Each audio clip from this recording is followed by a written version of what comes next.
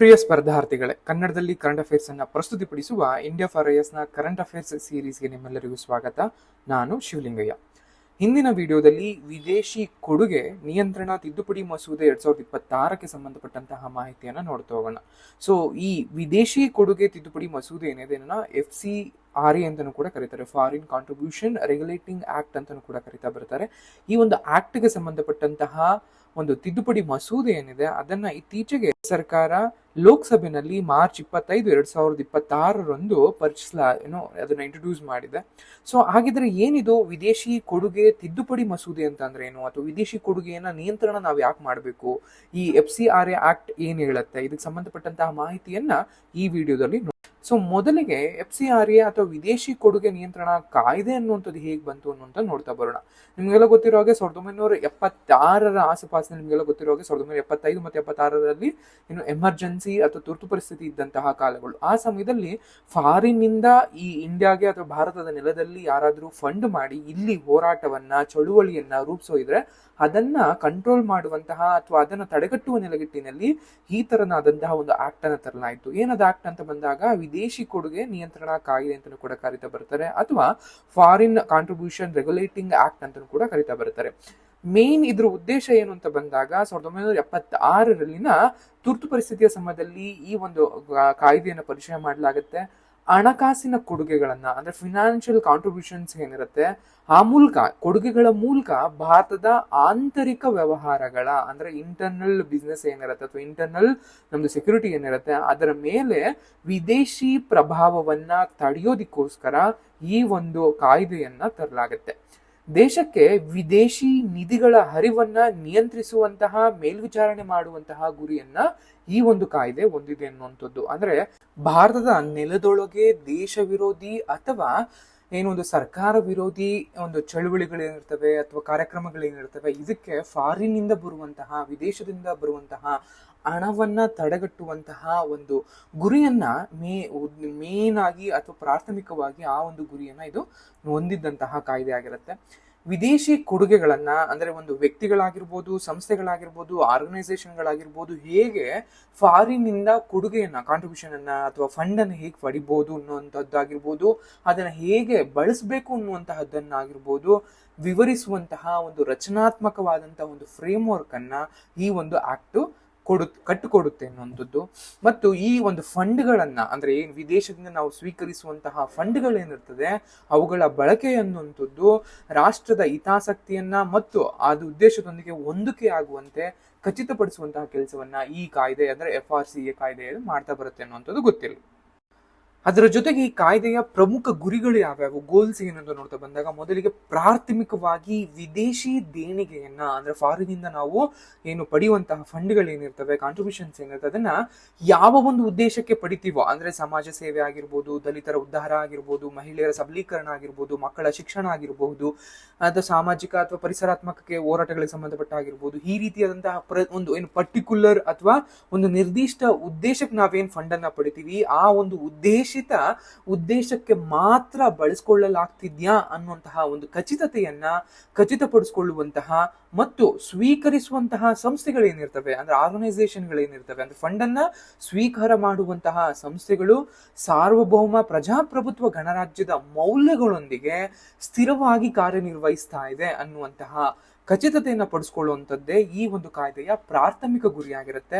And ಇದನ್ನ ಯಾರು ಈ ಒಂದು ಕಾಯ್ದೆ ಆಗಿರ್ಬೋದು ಅಥವಾ ಫಾರಿನ್ ಇಂದ ಸ್ವೀಕರಿಸುವಂತಹ ಫಂಡ್ಗಳನ್ನು ಯಾರು ಮೇಲ್ವಿಚಾರಣೆ ಮಾಡ್ತಾರೆ ಅಂತ ಬಂದಾಗ ಅದ್ರ ಮುಖ್ಯವಾಗಿ ಆಡಳಿತ ಸಂಸ್ಥೆ ಎನ್ನುವಂಥದ್ದು ಕೇಂದ್ರ ಗೃಹ ಸಚಿವಾಲಯ, ಹೋಮ್ ಮಿನಿಸ್ಟ್ರಿ ಅಂತ ನಾವೇನ್ ಕರಿತೀವಿ, ಅದರ ಅಂಡರ್ ನಲ್ಲಿ ಬರುವಂತಹ ಈ FCRA ಏನಿರುತ್ತೆ ಅದರ ನೋಂದಣಿ ಆಗಿರ್ಬೋದು, ಮೇಲ್ವಿಚಾರಣೆ ಆಗಿರ್ಬೋದು ಮತ್ತು ಜಾರಿಗೊಳಿಸುವಂತಹ ಜವಾಬ್ದಾರಿಯನ್ನ ಹೊಂದಿರುವಂತಹ ನೋಡಲ್ ಸಚಿವಾಲಯ ನಮ್ಗೆ ಗೃಹ ಸಚಿವಾಲಯ ಆಗಿರುತ್ತೆ ಅನ್ನುವಂಥದ್ದು. ಅಂಡ್ ಇತ್ತೀಚೆಗೆ 2026ರಲ್ಲಿ ಕೇಂದ್ರ ಸರ್ಕಾರ ಈ ಒಂದು ಕಾಯ್ದೆಗೆ ಸಂಬಂಧಪಟ್ಟ ಏನ್ ತಿದ್ದುಪಡಿ ಮಸೂದೆಯನ್ನು ತಂದಿದೆ ಆ ಒಂದು ತಿದ್ದುಪಡಿ ಮಸೂದೆಗಳ ಪ್ರಮುಖ ಅಂಶಗಳು ಅಥವಾ ಕೀ ಪ್ರಾವಿಷನ್ಸ್ ಏನಂತ ನೋಡ್ತಾ ಬಂದಾಗ ಈಗ ನಾವೇನು ಲೈಕ್ ಅಂದ್ರೆ ಫಾರಿನ್ ಇಂದ ನಿಧಿಗಳನ್ನ, ಕೊಡುಗೆಗಳನ್ನ ನಾವು ಗಳಿಸ್ತಾ ಬರ್ತೀವಿ, ಆ ಮೂಲಕ ಇಲ್ಲಿ ಸ್ವತ್ತುಗಳನ್ನ ನಾವೇನಾದ್ರೂ ಸ್ಥಾಪನೆ ಮಾಡಿದ್ರೆ ಆಸ್ತಿಗಳನ್ನ, ಆ ಸ್ವತ್ತುಗಳಿಗಾಗಿ ಒಂದು ನಿಯೋಜಿತವಾದಂತಹ ಒಂದು ಪ್ರಾಧಿಕಾರವನ್ನ ಮಾಡುವಂತದ್ದಾಗಿರ್ಬೋದು. ಅಂದ್ರೆ ಯಾವ ಸಮಯದಲ್ಲಿ ಬೇಕಾದ್ರೂ ಈ ಒಂದು ರೂಲ್ಸ್ ರೆಗ್ಯುಲೇಷನ್ಸ್ ಅಥವಾ ಫ್ರೇಮ್ ವರ್ಕ್ ಗಳಿಗೆ ಒಂದು ಸರಿಯಾಗಿ ನಡ್ಕೋತಾ ಇಲ್ಲ ಅಂತ ಬಂದಾಗ ಅಂತಹ ನೋಂದಣಿಗಳನ್ನ ರಿಜಿಸ್ಟ್ರೇಷನ್ಗಳನ್ನ ಅಮಾನತುಗೊಳಿಸುವಂತದ್ದಾಗಿರ್ಬೋದು, ರದ್ದುಗೊಳಿಸುವಂತದ್ದಾಗಿರ್ಬೋದು, ಅಥವಾ ಅದನ್ನ ನವೀಕರಿಸದಲ್ಲೇ ಇರುವಂತಹ ಕೆಲಸಗಳನ್ನ ಮಾಡುವಂತಹ ಕೆಲಸವನ್ನ ಮಾಡುವಂಥದ್ದು. ಅದ್ರ ಜೊತೆಗೆ ಒಂದು ನಿಯೋಜಿತ ಪ್ರಾಧಿಕಾರ ಅಂತಾನೆ ಎಸ್ಟಾಬ್ಲಿಷ್ ಮಾಡುವಂಥದ್ದು. ಅಂದ್ರೆ ಈ ತರನಾದಂತಹ ವ್ಯವಹಾರಗಳನ್ನು ನೋಡ್ಕೊಳ್ಳೋದಕ್ಕೋಸ್ಕರ ಸರ್ಕಾರದ ವತಿಯಿಂದ ಒಂದು ಡೆಸಿಗ್ನೇಟೆಡ್ ಅಥಾರಿಟಿ ಅನ್ನುವಂತಹ ಅಥವಾ ನಿಯೋಜಿತ ಪ್ರಾಧಿಕಾರವನ್ನ ನೇಮಕಕ್ಕೆ ಮಾಡಿಕೊಡುವಂತಹ ಒಂದು ಅವಕಾಶವನ್ನ ಈ ಒಂದು ತಿದ್ದುಪಡಿ ಕಾಯ್ದೆ ಮಾಡುತ್ತೆ. ಅದ್ರ ಜೊತೆಗೆ ಪ್ರಮುಖ ಕಾರ್ಯಕಾರಿ ಅನ್ನುವಂತಹ ವರ್ಡ್ ಏನಿದೆ ಅದರ ಒಂದು ಡೆಫಿನೇಷನ್ ಕ್ಲಿಯರ್ ಕಟ್ ಡೆಫಿನೇಷನ್ ಅನ್ನ ಮಾಡಲಾಗಿದೆ. ಇದಕ್ಕೆ ಮುಂಚೆ ಅಂತಹ ಒಂದು ಒಳ್ಳೆಯ ಡೆಫಿನೇಷನ್ ಅನ್ನ ಇರಲಿಲ್ಲ. ಬಟ್ ಈ ಒಂದು ತಿದ್ದುಪಡಿ ಮಸೂದೆನಲ್ಲಿ ಪ್ರಮುಖ ಕಾರ್ಯಕಾರಿ ಅನ್ನುವಂತಹ ಪದಕ್ಕೆ ವಿಸ್ತೃತವಾದಂತಹ ಒಂದು ವ್ಯಾಖ್ಯಾನವನ್ನ ಕೊಡಲಾಗಿರುವಂತದ್ದು. ಈಗ ಯಾವುದೇ ಒಂದು ಅಂದ್ರೆ ಯಾವುದೇ ಒಂದು ಆರ್ಗನೈಸೇಷನ್ ನ ಡೈರೆಕ್ಟರ್ಸ್ ಆಗಿರ್ಬೋದು, ಪಾರ್ಟ್ನರ್ಸ್ ಆಗಿರ್ಬೋದು, ಟ್ರಸ್ಟಿಗಳಾಗಿರ್ಬಹುದು, ಅಥವಾ ಹಿಂದೂ ಅವಿಜಿತ ಕುಟುಂಬದ ಕರ್ತಗಳಾಗಿರ್ಬೋದು, ಸಮಾಜ, ಟ್ರೇಡ್ ಯೂನಿಯನ್ಗಳು, ಪದಾಧಿಕಾರಿಗಳು, ಈ ರೀತಿಯಾದ ಯಾವುದೇ ವ್ಯಕ್ತಿಯನ್ನು ಒಳಗೊಂಡಿದ್ರು ಕೂಡ ಆಗಿರ್ಬೋದು, ಅದನ್ನ ನಾವು ಪ್ರಮುಖ ಕಾರ್ಯಕಾರಿ ಅನ್ನುವಂತಹ ತರುವಂಥದ್ದು. ಅಂಡ್ ತನಿಖೆಗಳಿಗೆ ಪೂರ್ವ ಅನುಮೋದನೆ ಅನ್ನುವಂಥದ್ದು.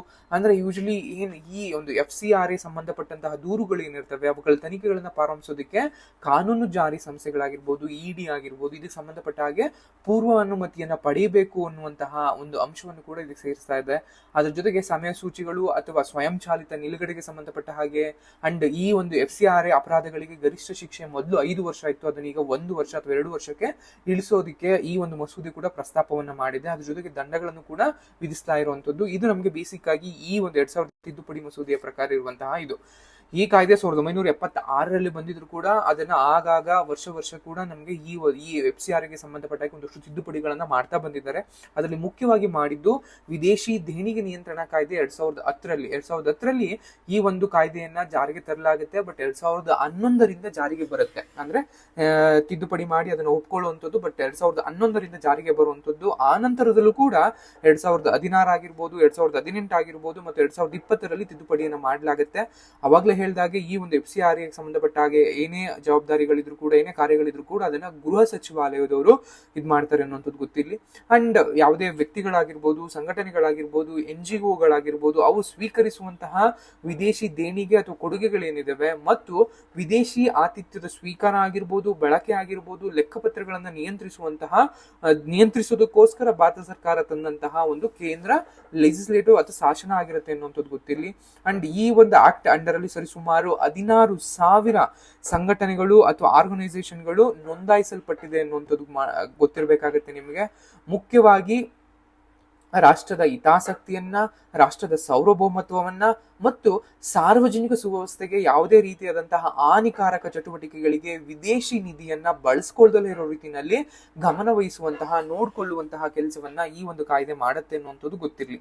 ಅಂಡ್ ಈ ಕಾಯ್ದೆಯ ಪ್ರಮುಖಗಳು ಅಥವಾ ಅದಕ್ಕೆ ಸಂಬಂಧಪಟ್ಟ ವೈಶಿಷ್ಟ್ಯಗಳು ಅಂತ ಬಂದಾಗ ನೋಂದಣಿ ಅನ್ನುವಂಥದ್ದು ಅಂದ್ರೆ ಈ ಒಂದು FCRA ಅಂಡರ್ ಯಾವ್ದಾದ್ರು ಒಂದು ಆರ್ಗನೈಸೇಷನ್, ಯಾವ್ದಾದ್ರು ಒಂದು NGO, ಯಾವ್ದಾದ್ರು ಒಂದು ಟ್ರಸ್ಟ್ ರಿಜಿಸ್ಟರ್ ಆಗ್ಬೇಕು ಅಂತ ಅಂದ್ರೆ ಅದು ಕಡ್ಡಾಯವಾಗಿ ರಿಜಿಸ್ಟ್ರೇಷನ್ ಅನ್ನ ಮುಗಿಸ್ಕೋಬೇಕಾಗತ್ತೆ.